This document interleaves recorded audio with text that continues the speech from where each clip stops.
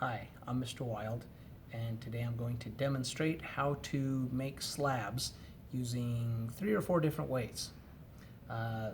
You'll need a flat surface. If you have a rolling pin, it's great, but not necessarily imperative. A couple of these other things will come in useful as well, but I'm just going to jump right into it. So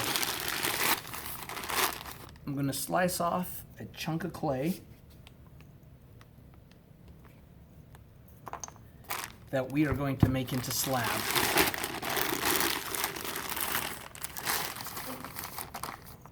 Now the first method of slab, or of making slab, is just by patting the clay. I'm going to start off using the base of the palm of my hand. And I'm not going to necessarily be gentle with it, but at the same time I don't want to hit it as hard as I can. As I begin to flatten out the clay, I wanted to do it kind of evenly.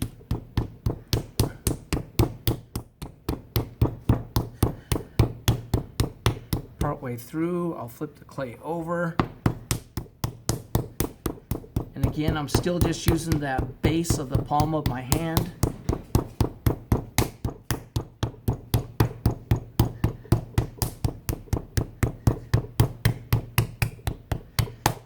Something like that. The clay is still a bit too thick, but from this point here, I'll pat it down a little bit more, and then we're going to go into the second method.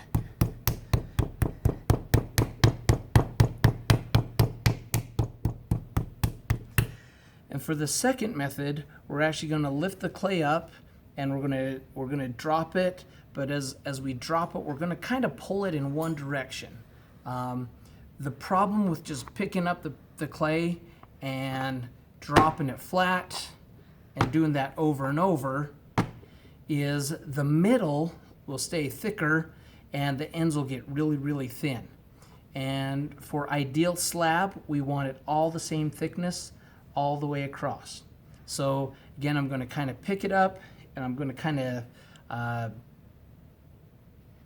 of lay it down, but I am using kind of an angle, right?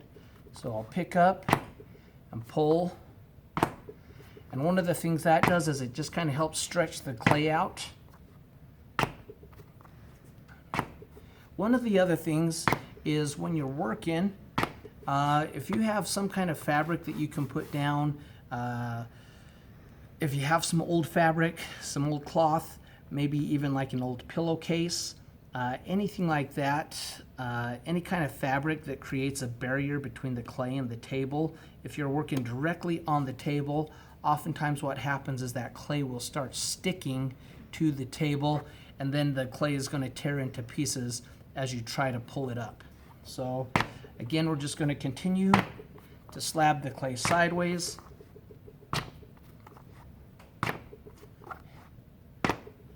And even like this, it has a pretty good consistency as far as thickness.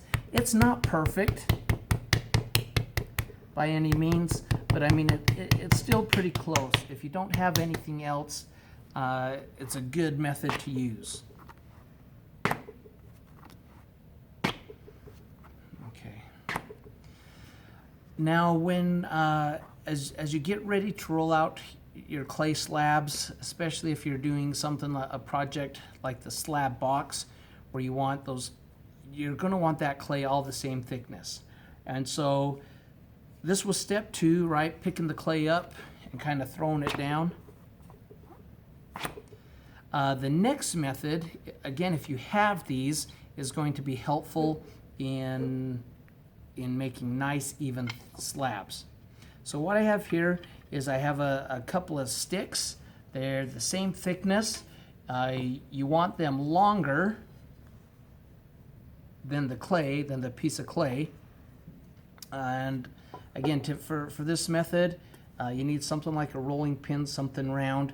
And what you're going to do then is we're going to just let the rolling pin rest on your 2 sticks, those 2 runners. And then what you're going to do is you're just going to roll back and forth and I had actually smacked it or threw it down to where it was thin enough. So just to show you guys a little better, I'm going to fold that clay over, make it a little bit thicker. Turn it sideways, put those runners in just a little bit, and then with the rolling pin, as I start to roll the clay, I'm just going to keep on rolling and putting pressure on it back and forth. Again, clay is something where it's nice to move things incrementally in increments. Right? And as I roll the rolling pin over the clay, I can feel, right, that there's still some high points in the clay that are higher than my 2 wood runners. And so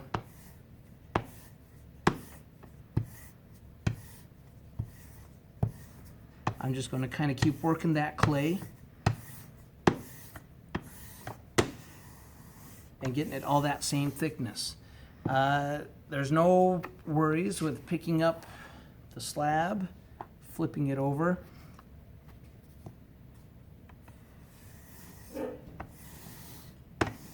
And sometimes it actually helps the clay flatten out a little bit easier.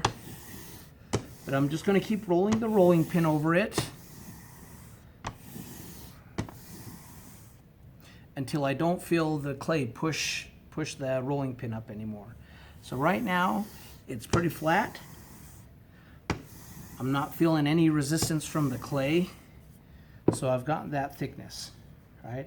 So at this point, if that's what I wanted for the clay, I'd set my pattern piece on, I'd get my blade, right? And I would cut those slabs out.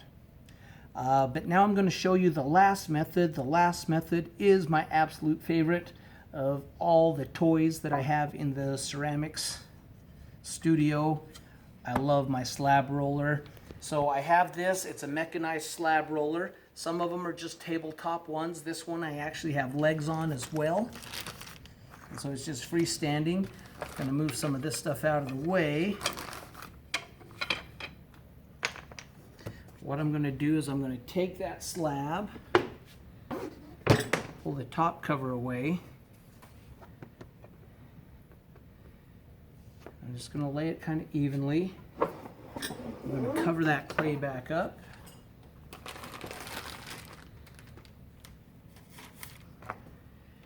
And then I'm just going to turn the handle.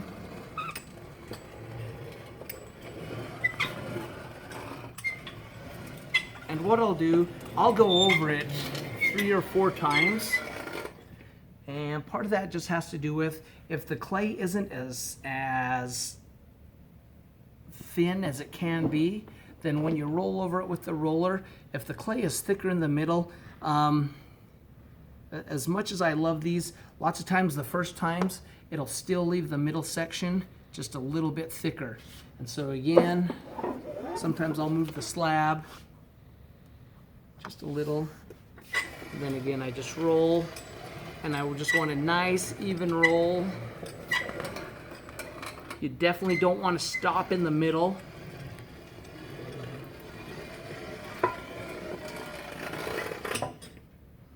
And then I gently pull this away. Oh, look at that. Nice, beautiful slab. And that is how you make slabs.